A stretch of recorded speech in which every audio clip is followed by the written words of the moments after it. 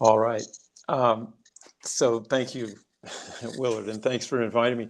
I actually spoke in Ashland several years ago about David Douglas, and one of the things that struck me and struck a lot of the people there was the context of coming from the dry side. I'm from Spokane down to the Siskiyous, and how disorienting it must be for a lot of botanists. And I want to think about that as I run you through what John Leiberg did. So I'm going to give you just a little background on him. As Willard said, he's born in Sweden, came over as a teenager. We know very little about his education. English was like his fourth language. And he ended up working for the railroad in Iowa, had a family, and just chucked it all up when he got a job with the Northern Pacific in 1883. He was already into plants, and he got a job with them planting box elders along the railroad tracks so that homesteaders would think you could grow stuff in eastern Montana. And he collected at what is now Teddy Roosevelt Park things like ginkgo fossils. He was always into it. And then this summer of 1883, we have all these specimen papers of him, and included is a wallflower that he got on the slopes of Mount Rainier. So he's deep into it early on. And he really was impressed with North Idaho, both for the way it looks and the botanical treasures there. And he knew it was unexplored.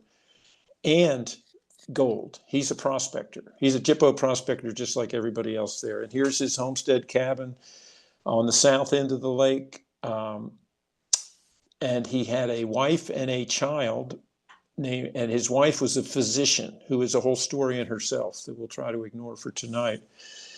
And he set up there and established like 36 claims up and down these fantastic places on the Coeur d'Alene River drainages. But he was always getting plants, and he was collecting things like Idaho gold thread and calypsos and sending them back to herbariums in the east that were looking to build up their western collections. And things like Idaho gold thread, this is an endemic, they really liked him. And so he became to be noticed. And he's found a funny water lily growing in a pond near the railroad station where he traveled to, and collected it and sent it back. And it was not described yet. So that became Leiberg's water lily.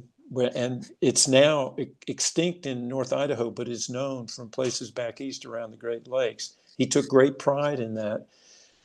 And it furthered he wanted to be known in the botanical world, and he really wanted to be somebody. And it's hard for an uneducated immigrant to be somebody. But getting this water lily named after him connected him with Elizabeth Britton, who's an unbelievable character who was instrumental in founding the New York Botanical Society. And her husband, she was a really accomplished botanist, and women could not teach at Columbia at that time. So her husband, who was a geologist, taught there, and she just published like 300 papers, mostly on ferns and mosses. That was her area of expertise. So Leiberg had always been into cryptograms, and he started sending her mosses back, and she realized that they were really valuable. And they got this correspondence going that is to die for if you're a writer looking in archives. It just has so much of who he was and so much of who she was. And he was gone a lot, so she started corresponding with his wife, Dr. Carrie Leiberg, as well. And we would know nothing about her except for this correspondence. So it's really valuable. And just as a side note, but it becomes much more than that, Elizabeth's husband that taught at Columbia in the geology department, one of his colleagues was John Newberry, who did the railroad survey through Oregon with the railroad surveys in the 1850s and 60s. So he had a line on it. Newberry had a line on it. And Newberry was known for writing very complete reports that included not just geology, but everything, all of the natural history that he saw along the way. And he became kind of a model for Leiberg's writings. But in the beginning, this is what it looks like. This is one of his, just a page of a letter that he sent to Elizabeth Britton. And it does this beautiful drawing of this moss growing off a shelf in above Lake Pend Oreille. And this is his line. It grows like this, hanging in long, soft festoons from the underside of the shelving rock. And Elizabeth takes these and they send stuff back and forth on the train, like she's writing him 3 letters a week. And he's writing her not as often, but it might be an 18-page letter that has all kinds of stuff. And he's sending her samples. He's also sending her rocks from his claims to try to get Newberry and her husband to assay them because he doesn't think the assayers here are any good. And she writes a paper that she's the lead author on. I mean, she's the professional here. And this is her illustrations of the parts of the mosses that they describe. This is called mosses, some mosses from North Idaho collected by John Leiberg. And he is just beside himself at how cool this is. And as you can see, she knows what she's doing. And then in the offices of the New York Botanic Society, they have photographs of all their esteemed collectors. And she wants a photograph from John so he can join them. And this is a who's who of botany in North America at that time, because everybody wants to be part of them. And so he goes to a photography studio in Coeur d'Alene in 1889 and gets his picture taken, which is just the only reason we know what he looks like. And, he's a square-built guy who has unbelievable legs, who can walk like crazy everywhere. And he's very proud of it. He's always talking to Elizabeth Britton about the miles he's covered snowshoeing to make sure nobody's jumping his claims or collecting stuff. So he's in the ball game now, and it's 1893, and there's a nationwide depression because of some people that wanted to corner the silver market, which is also connected with him. And his claims aren't going so well. So he tries to get a job doing field work in botany. And Elizabeth connects him with Frederick Coville. This is strange. Leiberg is 40 years old at this point. He's not a kid. Coville is 25. He's working for the USDA, and he's about to become head of the U.S. National Herbarium.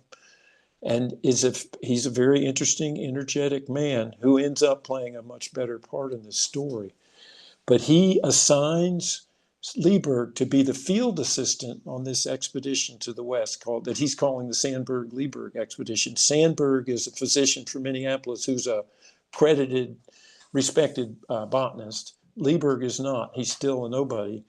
He tells them that they need to start in Spokane, go to the divide of the Cascades, and find out what's there. They don't really know what the habitats are. And they end up doing the first real ecological survey of the Columbia Basin, mostly by following railroad grades in a wagon. And Leiberg is in charge of the horses. They're his horses. He's in charge of the wagon and getting them fed and collecting all the plants because Sandberg's got a bum leg, and he writes up an amazing field journal account of this trip that is back in DC that you can read. And this is when Coville realizes he has somebody. And he sees, the sand dunes and the wonderful plants that are in eastern Washington, which is a good warm-up for eastern Oregon. And he gets really taken. He's already tied up with the biscuit root family, the Lomatiums, and he knows that there's something different about them east of the Cascades from anywhere else.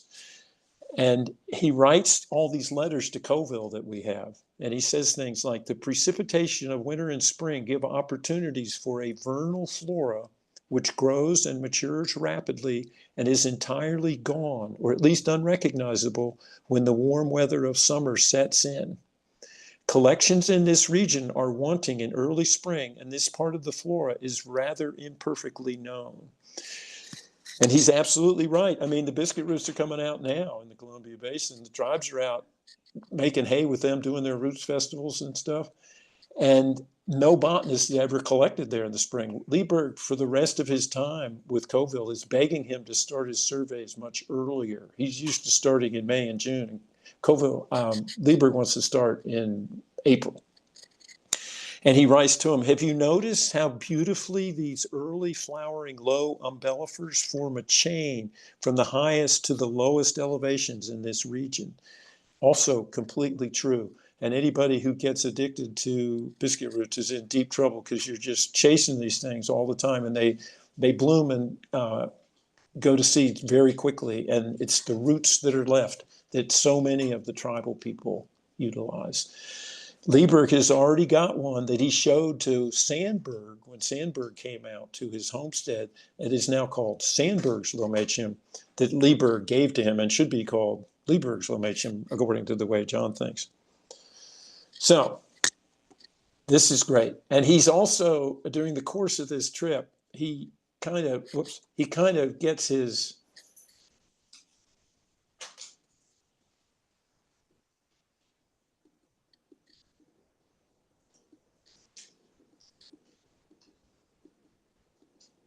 I don't know why this is going backwards all of a sudden. There we go.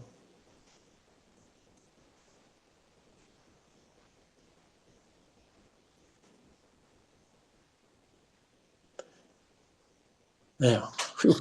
So on this first trip, he learns things. John learns all his life. So he sees this plant, this sand verbena, that David Douglas collected when he was here. He knows all about Lewis and Clark. He knows all about David Douglas and his collections.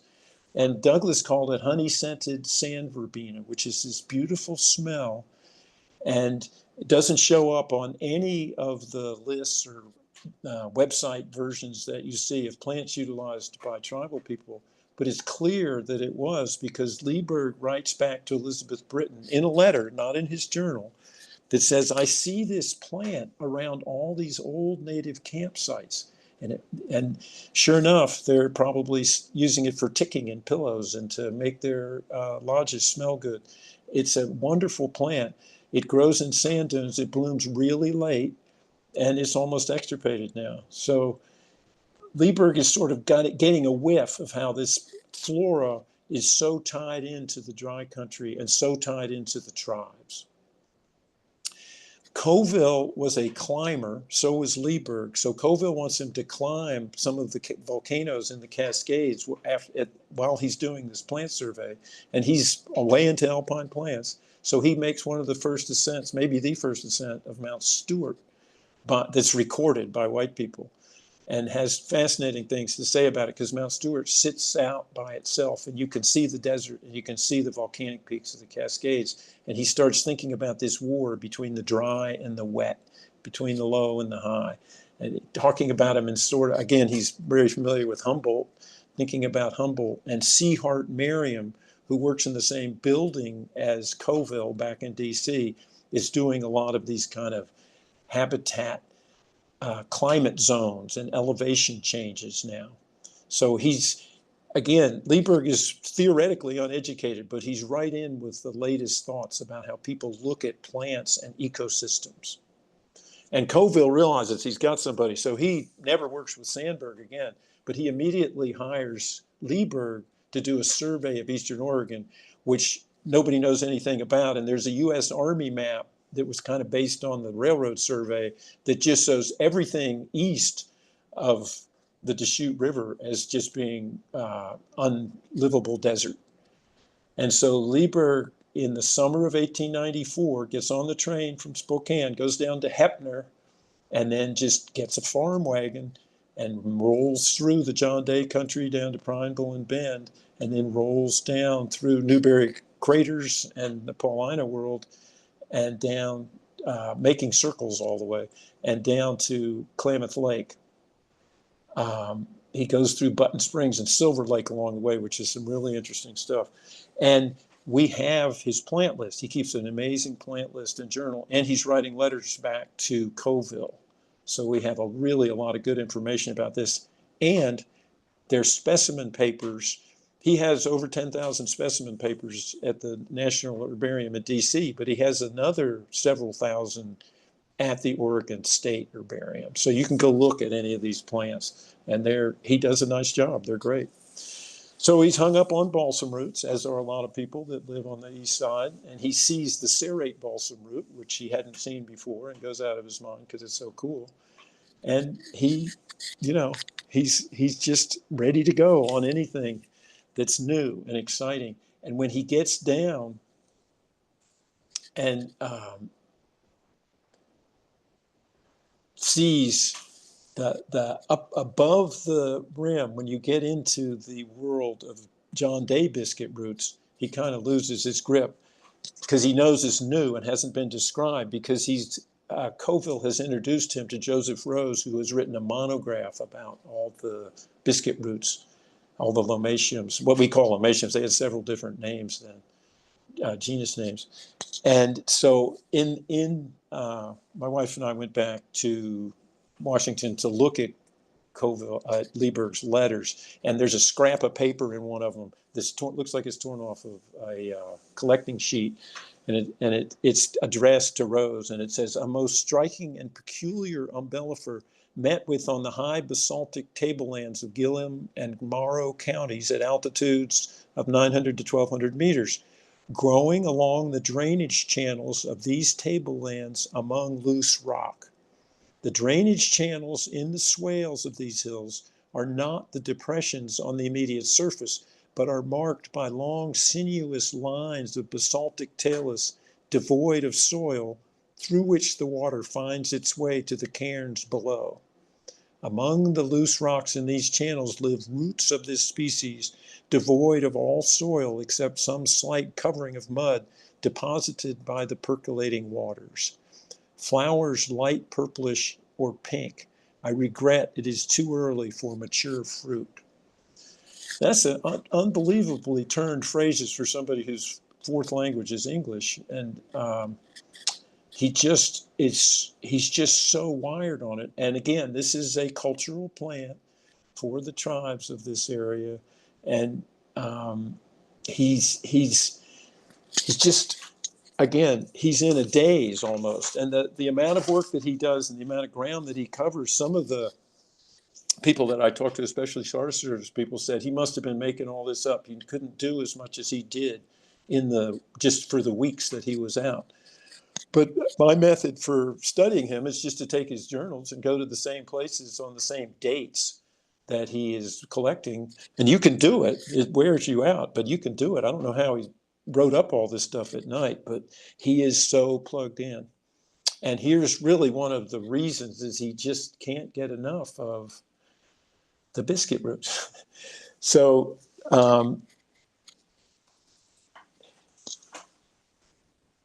today I came across a small encampment of Umatilla Indians who had been up in the Blue Mountains digging cows, which is, to Lewis and Clark, Lewis and Clark wrote it down into any botanist back east, it would just be what we now call Lomatium cows.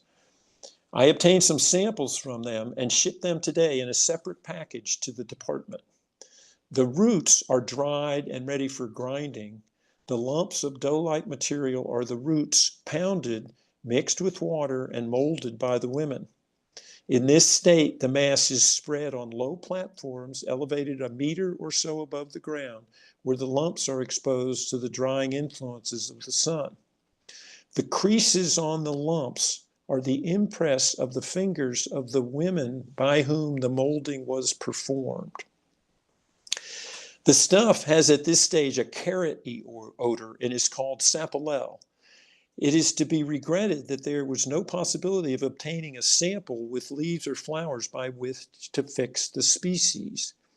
This plant does not grow here, but about 30 miles to the south, my route will cross a low spur of the Blue Mountains where the plant is said to be abundant. The question, however, which is desirable to settle, is this: what particular species is called cows by the Indians? One can only determine this point by seeing them actually in the act of digging the plant. My opinion is that 3 or 4 distinct species pass under this name. And he is so right about this. And Lewis and Clark, his description is exactly what Lewis and Clark say from 200 years ago. He's almost 100 years later. And the idea that they mold them into cakes and that it's several species and that you get different tastes according to family and preference, and that you lay them out on these little sweat lodges and bake them into big pancakes. That is exactly what Lewis and Clark saw. He uses the same word, sapalel. I have talked to people from the Rock Creek Sahaptin bands that did exactly the same things when they were kids and have names for a lot of different biscuit roots and can have them all in Sahaptin language and work on them. This one, when it comes back, the one that Leiberg refers to that he sent back to Colville says, well, wait a minute, this has this really spherical root. And he describes what has to be Canby's biscuit root, which we love, because that's the one that is most commonly, provides the most tonnage of plant material for the tribes where I live in the Columbia Basin. We'll be going out and digging with the Spokane tribe and the Coeur d'Alenes and various other peoples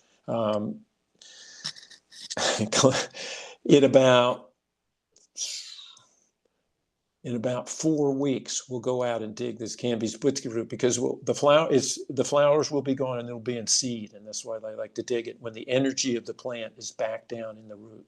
And these can get quite large. So Leiberg is right, but he's just beginning to realize what a deep world he has fallen into, and the tribes are the only ones that have sorted this out. As most of you probably know, taxonomists have certainly not sorted out the biscuit root genuses yet, but the tribes sort them by taste and smell, and it works great.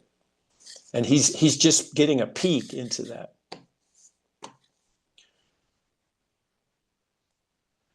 So he goes on down. We're going to hurry here because we have other expeditions to deal with. He goes to Button Springs, which Stu Garrett gave me a wonderful photograph of. And again, this is labeled as just a total desert, but he realizes that there's curlyleaf mountain mahogany all over the place. And beyond that, there's like islands of coniferous forest, especially yellow pine, and amazing plants. His plant collection list around Button Springs, where he just leaves his camp there. And what he's doing is exploring the fingers off Paulina, the formation.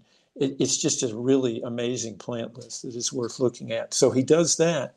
And then he goes through Bend and comes back down on Paulina and climbs the peak and goes around the craters. And again, his mind is completely bent by the mountain hemlocks and the stuff that he's collecting there. But he realizes there's more to it.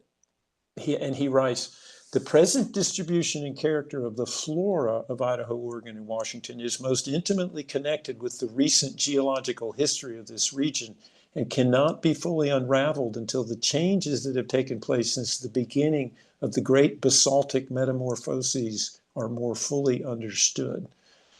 He's seeing it. He's seeing the role of these cinder cones and all this amazing activity that happened in the Miocene and further closer to our time, and then seeing how the plants have reacted to it. And he understands, like John Newbery did, they have to be joined in order to really understand what's going on. And again, this is way ahead of just a plant list. This is a lot more than just a list of plants. So he goes on down to Upper Klamath Lake and sees the people there working on these yellow pond lilies and pounding flour out of them, and comments on how much work it is, how much volume they get, and how effectively they farm this, in his words, and says, again, like all the other people of this time, he's sure that that the tribes are all going extinct and that they're giving up stuff and getting westernized really fast. But he says, you know what? I bet these Klamath people keep working the pond lilies and making flour bread out of them because they are so into it. It's what every family is doing. Also true. So he impresses Scoville with this, and Scoville sends him back to the world I live in, the Coeur d'Alenes, and he does an amazing plant survey there, beginning to focus on forests, because the Forest Reserve Act has been passed in there. The world of forest and timber is starting to loom in the West. But Colville gets him to do one more plant survey in Eastern Oregon and cover it again. And Leiberg had proposed this. Leiberg had proposed a 5-year project where he took Eastern Oregon by every direction. And that's the only way you could get to know the flora. So Colville lets him do a clockwise one against the counterclockwise one he started with in 1894. And so In 1896, Coville gets on the train in Spokane again, comes down to Ontario, and goes up the Malheur, and then comes down on the east side of the Alvord Desert and the east side of the Steen Mountains into the Alvord Desert. And he's just, again, this is some wild stuff that he's into here. And at the same time, he's supposed to meet Gifford Pinchot, who's coming out west to look at the forest. C. Hart Merriam, who is really a mammal guy, is coming to collect rodents in eastern Oregon because he's obsessed with rodents, and they're going to all meet up, and Coville is going to come out and join them.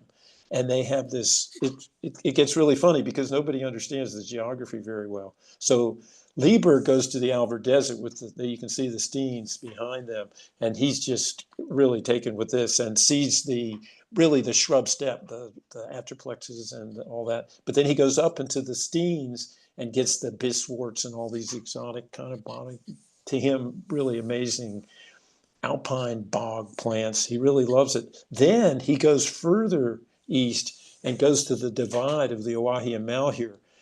This whole range with its long slopes and great enclosed plateaus is the most magnificent grazing region I ever saw in the West. And he's been in a lot of places now. The species of grasses are few, but the growth is extraordinarily luxurious. And he really gets hung on the grasses here and collects a lot of grasses that are in the herbarium in Corvallis. Then he circles back around the Steens looking for Merriam and Coville, and they keep circling the other way, and the Steens keep blocking them, and they never meet for a long time. And there's a pretty hilarious bunch of letters that explain how great the communication was in Eastern Oregon at that time, but also how wild it is and how hard it is to get a wagon to the same place and meet somebody.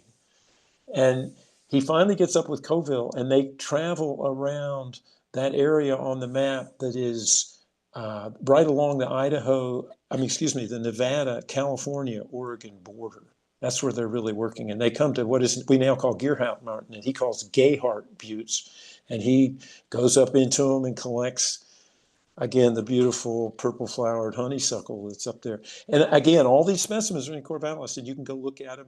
And he's not real great on specific habitat material and on exactly where he found it. He just says Gayhart Butte. But, man, it is a valuable way to say, okay, what is gone? What is still here? What has changed in the 100 years since he was there? 125 years. They go to the Siskiyou marshes, which are astonishing, and he gets into the low Oregon asters there. It's kind of a boggy aster, but then he goes up and collects the beautiful glaucous penstemon. So he just gets everything. He's like a vacuum cleaner sucking up these wonderful plants and you can see why they attract his attention. Every plant lover has their favorite genuses and families and species, and he is really a fan of penstemons, always has been. So he's always going to have an eye out for them. Then they go back to the Klamath, and then they go up to Crater Lake, which is where he's wanted to go the whole time. And he's with Coville now, and they find two endemics up there. They find the Crater Lake Colomia, and spend the next 6 months arguing about what to name it. And they decide Mazama is a great name because, of course, that's the mountain that created Crater Lake when it blew up. And then they find the Crater Lake Current, which is also, tiny range built right around that place because it's a special place. So this is them really. Leiberg loves to name plants and think that he is in the game when he's doing that. And he's in the game right now. But then they go back down to the Klamath, and Coville, who is he's been listening to the way things go. He understands the anthropological, ethnographical work that's being done out of places like Yale and Columbia by Boaz and that's people. So he goes back, and Leiberg introduces him to a mixed blood Indian agent named Joe Kirk, and White Cindy, an elder who's a genius in plants, and they start getting information, and they're in this paper, which is not easy to find. You can just go on the web and see it. There is 100 plants with the Klamath name, which again, so many of these plant names have eroded away, and the uses and what they're doing with them all. So it has the rough horsetail explaining how they can smooth out, use it as sandpaper to smooth out arrow shafts. It has how they're making bows out of the yews and then covering them with fish skin to keep them oiled up and long lasting. It has how they're getting these rhizomes from the common burr reed and how they're roasting them to make this sweet, really palatable treat. And then wild blue flax is abundant there, and they're making this astonishingly efficient cordage out of it in a world where Leiberg has only seen them use Apocynum, Apocynum cannabinum, the Indian hemp, what they now call Indian hemp. And again, Coville works for the United States Department of Agriculture, which is trying to do commercial agriculture. So he's wondering if he can make industrial fibers out of this wild blue flax and take the seed back and grow it and farm it. Just like he and Leiberg spend the next maybe, I guess it's 20 years, trying to find a way to get the best huckleberry and make it commercial, which of course has been proven for the last 150 years is really hard to do, probably impossible, because plants are plants. They like to grow where they're supposed to grow. And Coville is that's the USDA part of him, but we got to give him some praise for making this incredible word list and having all the ethnobotanical information in it. And again, you can go walk your way around Klamath Lake up to Crater Lake and see all these plants still going. So those are the two expeditions that are just plant collecting. Then Coville trades Leiberg straight across to the U.S. Geologic Survey and Gannett and Gifford Pinchot, because they are starting to set up what will become the U.S. Forest Service. And he does some amazing surveys, again, in my world, of the North Idaho forest, Priest River, Coeur d'Alene, St. Mary's, St. Joe, Clearwater, Bitterroot, all those forests were surveyed by Leiberg, and he's supposed to keep a plant list on them, and he does, but he's also has to be doing all these other things. And then in 1899, he gets dispatched to do what they call the Cascades Forest Reserve, and the Ashland Forest Reserve, which is much smaller, but is the heart of the Siskiyous. So he starts by walking the Rogue River on this and gets up to the Imquad. Just really, it's amazing to him because it encompasses both sides of the divide. So he's doing his plant list, doing his regular stuff and saying, oh boy, there's some great gilias here. And just, again, you just can go to Corvallis and look at what he collected. And he gets a bunch of brodeas. And they're fantastic brodeas in your world here. And he doesn't ignore the umbellifers. He finds this weird cowbane and is trying to figure out if it's as tasty as should it be a lomatium and what is the genus of it anyway. He can't understand it. But this time he has a camera on a tripod with glass plates that he somehow carries all through all these crazy things. He had this is the era when cameras developed a lot, and you could get what we would call a brownie. You could get a camera that you didn't need a tripod for, that you could just take pictures. And he took one on his 1896 expedition and did terrible with it. All the pictures were messed up, and he figures it's because of the heat and humidity, the heat that he dealt with there. But he didn't get any good pictures. The ones he gets out of this 1899 survey are fantastic, and they have all kinds of things to show to us now about what the land looked like 125 years ago. And they're just in these government reports that, again, you can access online. It's really something. And so his method all along has been to go climb some of the most tastiest mountains and get up to the top of them and then pick 3 of them and use them to triangulate where you're going and how the land looks. And he's very good at it. So this is Siskiyou Peak and Abbott's Butte. He goes up Siskiyou Peak and gets the name of your botanical magazine, the Western Bog Laurel. And that's a really cool plant for him. But better yet, he goes up Abbott's Butte and gets the Sitka mist maidens, which is to him was a legendary plant that he'd only seen in a couple of places, and he really wondered about it. And he had actually found it on one of his Eastern Oregon islands that are sticking up near the Paulinas. And he just, it's such a prize to him that it keeps him going for some more days. And then he keeps taking his photographs. Again, he loves the east-west contrast. So this is Johnson Prairie, which is on the road from Medford back to Klamath, but it's on the west side of the divide, but it's ponderosa, and you can see it's producing big-time timber, big-time timber. And you can also see, if you're Leiberg, and if you're hip to all this, that this is land managed by fires. And the tribes have been managing this for a very long time, thousands of years. And you end up with these old growth ponderosas that are beautiful. Unfortunately, they have to think of them for timber, but they're very beautiful to live in, as the tribes all know. And he is doing things like, he's always been monitoring fires a lot, but he's also going to sawmills now and looking at fire scars on the butts of the saw logs, these big saw logs that they have in places like Medford. And he's learning a lot. He's learning the ages of the trees. He's learning the fire regime that the tribes had going and how often they burned back in the day. And he's learning how accelerated that is because of rail, steam engines and rail, and homesteaders who are going in and burning off areas. So he's alarmed by this elevated fire regime. He has like lines. The Indians certainly used to burn, and sometimes it got away from them because that's what fires do. But look at what they end up with when it's carefully managed, and look at what we're getting into now. So here he sees a great cut leaf paintbrush as part of this world. That's not a common paintbrush. This part of this world that lives in Johnson's Prairie.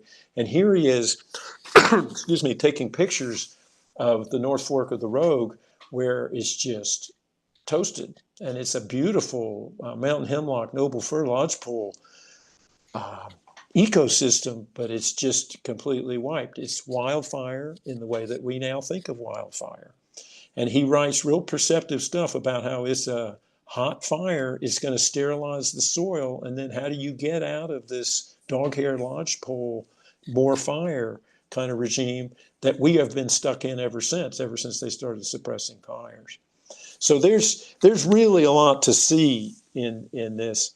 And again, the other element of it is that he's in the USGS now, and Henry Gannett gives him the best map makers, and this report is filled with mind-boggling maps like this. This is the territory that he surveys, and you can see Crater Lake to the north and the Siskiyou Peak in the northeast corner, and Siskiyou Peak in the southwest corner. What a place to ramble. And the pink is agricultural, and the vertical lines are burned, recent big burns. So you can see there's quite a lot of burning. Then the green, the darker it gets, the more board feet per acre he's counting. So he's doing these timber surveys, and he's counting board feet just like any timber survey, and he's looking at the really rich areas or the areas that have regrown into kinds of places like the Johnson Prairie patch we just saw. And it's an economic map at this point. It's an economic map. And that's a little discouraging, but it's also incredibly useful. There's a forester named Bob Zebak who in 2007 did a paper called Pre-Contact History and Cultural Legacy of Forest Research Sites in Southwest Oregon, and used Leiberg's information, his surveys like crazy, and went down and did things like figured out the kerf of the big round saws that Leiberg saw being used against the thin band saws now, and tried to get a hold of how many board feet we're looking at and what kind of restoration effects and how we can think about this. A fascinating paper.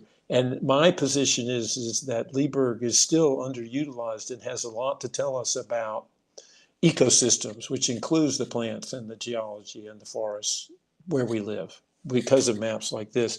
And it doesn't take long to when you're thumbing through these to just, if you spend any time in the woods, to see where on this map, he breaks it down to incense cedar, noble fir, western hemlock, and I can't read the other one because of where it is. It's just amazing to see the mountain hemlock ranges and to think about where they are now. And even more so on this next one, which is just sugar pine and white bark pine. You know, white bark pine's a species that's going away all over the West. And here's where it was 125 years ago on these islands. And how do you beat that? And here's a big island east of the Cascade Divide that is amazing. And here's these islands of sugar pine. Excuse me, these are yellow pine. It's sugar pine on the previous one that showed the islands of sugar pine. Now we got it. The islands of sugar pine on the east slope. This really surprised him because they hadn't been, nobody had thought they were sugar pine east of the Cascade Divide, and he sees lots of it. And then on this one, it's yellow pine and white bark pine, where he's, again, a lot of this east side is supposed to be pure desert, and there's timber there and nice stands of it. But there's also white bark pine on some of the higher islands there. So this is a map that shows the forest reserves that he surveyed proportionately to acreage. So you can see the Ashland one is small, but again, as diverse as any place. And the Cascades one is large. And you can also see that Coville and Gannett used him like crazy and sent him all over the place because not only was he really fast and good at what he did, he could produce a report. He could produce a written report that had the kind of language in it and the kind of breadth that Newberry pioneered, where he's talking about how many lightning strike fires there are versus humicide, or how the grasses are going out because people are grazing up high in the San Francisco mountains in Arizona, or the water quality in the Coeur d'Alene is really degraded because of the mining tailings that are getting into the rivers. He just has a huge amount of stuff in there, and he's a talker. He's always talking to the homesteaders and to the miners and to the foresters, and learning it gives you a sociological look at what's going on. So with all this knowledge and all this travel that he's done, he and Carrie are getting tired of the winters in the Panhandle. So they decide they're going to move, and they can move anywhere they want because somehow they've got money, which we don't know how. We don't think it's from mining. Carrie's been a physician the whole time, and she's really good at handling money. She's certainly one that handled the business while John was out looking at plants. But they decide to move to the Mackenzie River in the, just north of the Cascade Forest. And they set up a place right on the river about a half an hour east of Eugene called Leiberg. It's spelled differently than his name. I have never found any kind of connection, but I assume there must be some kind of Swedish connection there. And they had a beautiful place. The house burned down, but they had a ferry across the river. And when I was there trying to do research, I eventually found somebody actually who heard a talk or read a book or something, and they said they know where the ferry landing is, and their place is right there on the river. So he really had they weren't there long. He lived there almost 10 years before he passed away from diabetes at a young age, 60. And that's why all of his plants are at Oregon State.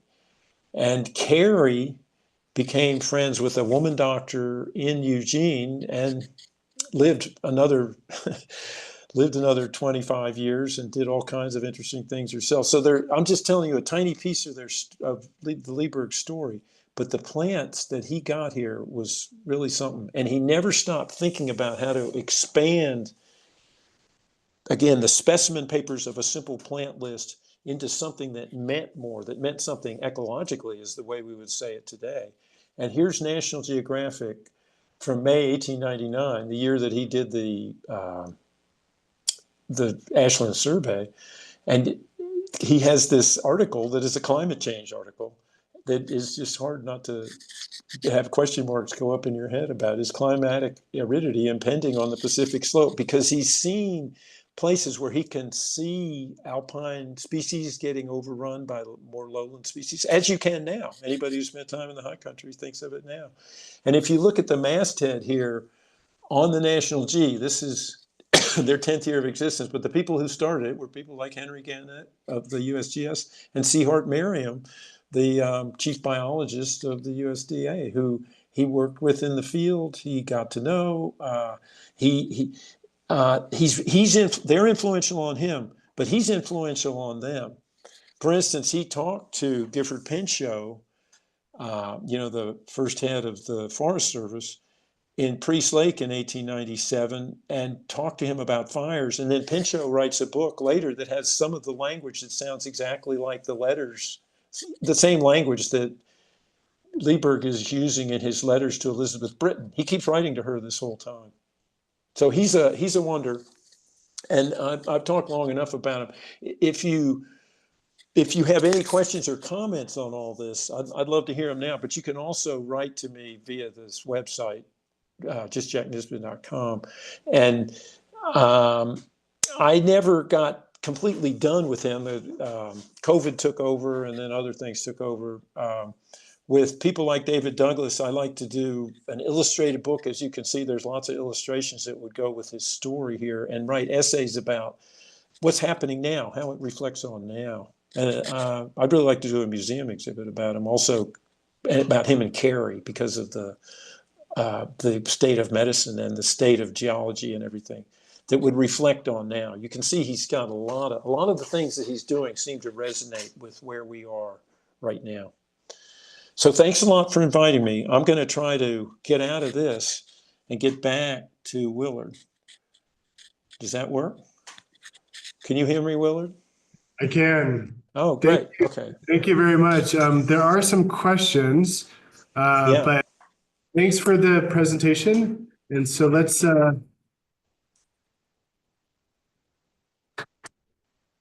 all right, so we have some questions. Let's see here. Oh, can you stop sharing your screen, Jack? There we go. That's but there can you still hear me if I do that? I can still hear you. Okay, And, good. Perfect. So let's see here. And then I got them up. Okay, yeah, if you want to read them. Okay. Out In his loud. survey of Cascades and Ashland Forest, noted observations of the forest patterns across the valley on Grizzly Peak as evidence supporting climate change. That's a comment, and I will take that. Yeah, because again, you guys are the ones on the ground there. I can talk about North Idaho or Eastern Washington, but I'm really interested in what he says about where you live and how you can think of ways to do more with that, take it to another place and compare it to what you're seeing now in places like the Spokane marshes or et cetera. It goes on and on. Excellent. Do we have any questions from in the room? Yes, Christy.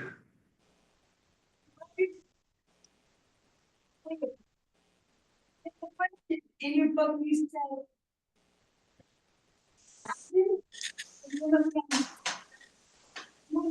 in his report, maybe any comment on the certainty and after rock and before. You can't hear it. Did you hear that, Jack? No, I cannot hear it. You'll have to repeat it. Can you repeat that? Yeah, hold on just a second. Hi, Jack. This is Christy. I love all your books, including this one. I have a question about, in your book, you mentioned that he climbed to the top of Big Red Mountain, and I'm assuming it was on Siskiyou Crest, and I'm wondering if he had any comments in his report about serpentine or the serpentine flora. Okay, that's a great question, and I'm a big fan of serpentine down there, but he does not. And that's he doesn't get everything, and he's in a hurry. But that's something that he missed, and because it has such an effect on the flora, I'm surprised at that. But we don't have everything again, this is what I'm saying is I never quite got finished to him. There should be a bunch of letters that he sent back to Coville from 1899, and there's some kind of gap in the record there.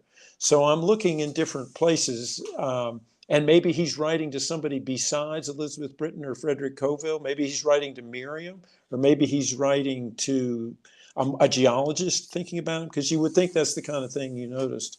I agree. Yeah, why don't you pick up on that and figure it out for me, for us?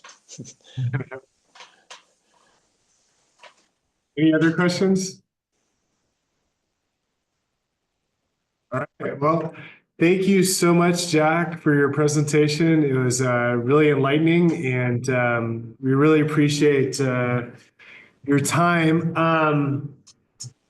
So I just have a question. Are you working on anything right now?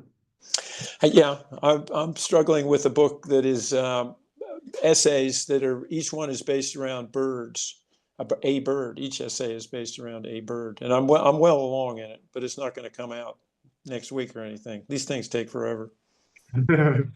Excellent. Well, thank you so much for your time, and we have one more comment. Let's see.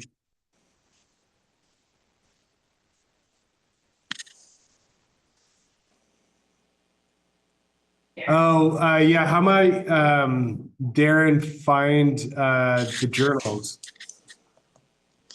Okay, Darren, the references for all the things that I talked about are in the back of the Dreamer book. But if you send me an email, which you can click on, there's a contact button on that website. If you just click on that and get specifically what you want, I can probably send you a link to it. But a lot of this is available, everything's available on the web now. All these government reports are, but he has, for instance, a plant list that is there's a copy of it in Corvallis, the original's in DC, that kind of thing. So if you would just email you specifically what you're after, I might be able to help you. But if you look in the Dreamer book, the link to the Ashland Forest Reserve report, you can get that right online and just read it out and see all the color maps and everything on it as a PDF. The journals is a whole nother question. The only really great journal I have is from that 1893 summer. And I got to think he kept them. But again, there's some gaps in here.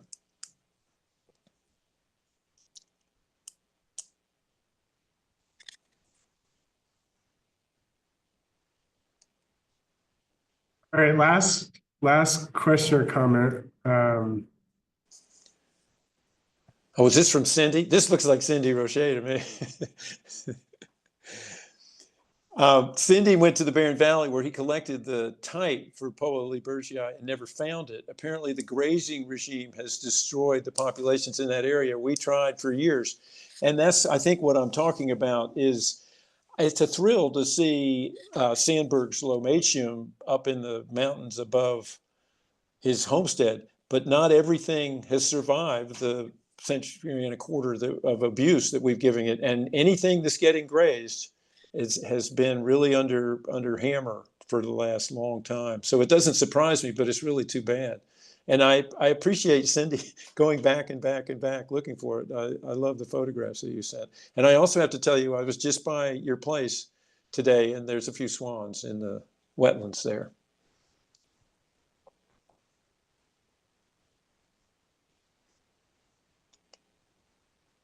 All right, so there's just one more comment, question. Oh yeah. I mean yes, that's map I showed you of the Cascade and the Ashland. That's him. That's the only. Well, he did them in somehow around Los Angeles too, but yeah, that's the only one. The person who did the one of the Washington Cascades, his name did a really good one as well, but it's not as broad as the one Leiberg did. These are all around, and they're all collected in those USGS annual reports. So like the Mount Hood one, you can get. Well, thanks again, Jack. And you're more than welcome to join us for our share a plant. We're going to stop the recording. And thanks again, Jack. Really appreciate it. Okay, thank you guys for inviting me. I'm going to go have supper. Okay, take care. All right.